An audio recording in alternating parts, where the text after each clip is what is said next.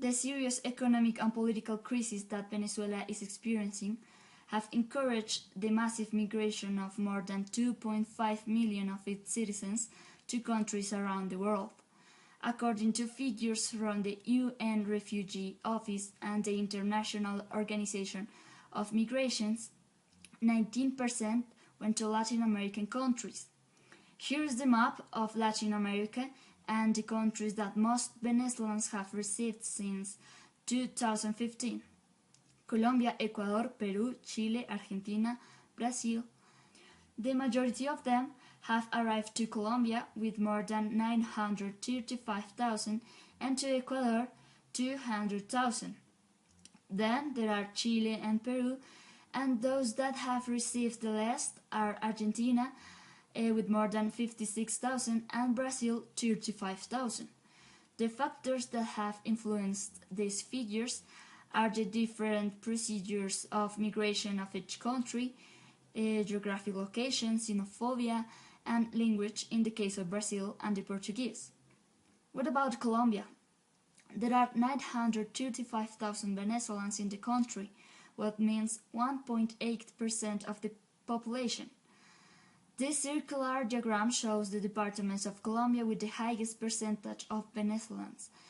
Bogotá has 23.5%, and then there are La Guajira and Norte de Santander with 11.7% and 11.4% respectively. Also, the departments of Atlántico and Antioquia have a significant percentage of Venezuelans, and the rest of them, the 36%, are in other departments. The economic and political crisis in Venezuela and its hyperinflation of 2.216% and 15% drop in its GDP has generated one of the largest migrations in Latin America, and also several problems in the interior of the country related to the lack of food and medicines. A minimum salary in Venezuela is not enough to buy a family hamper. A kilogram of meat is at 8 million bolivars, which surpass the minimum salary, and so does a kilogram of cheese. You can buy a kilo of rice, but then what you got left is not enough to buy anything else.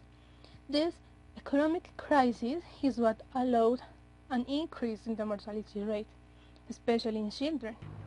According to International Monetary Fund, inflation in Venezuela is predicted to end 2018 at 1 million%, but the situation was already bad in 2015. This table is about the under 5 deaths from 2002 to 2015 in Venezuela.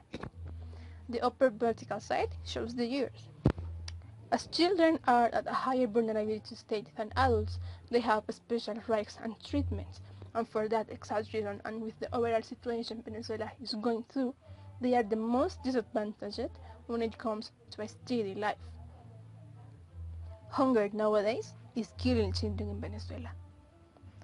8 years ago, the number of under 5 deaths was at 10,000, and the major reason was because the parents were either abusers or negligent. In 5 years, that number jumped to 14,000, and the reason was because the formula for the baby was hard to obtain, either because it was too expensive or couldn't be found.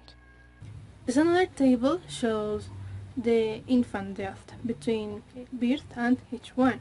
In 2010, there were 9,000 deaths, and the number increased to 12,000 deaths in 2015.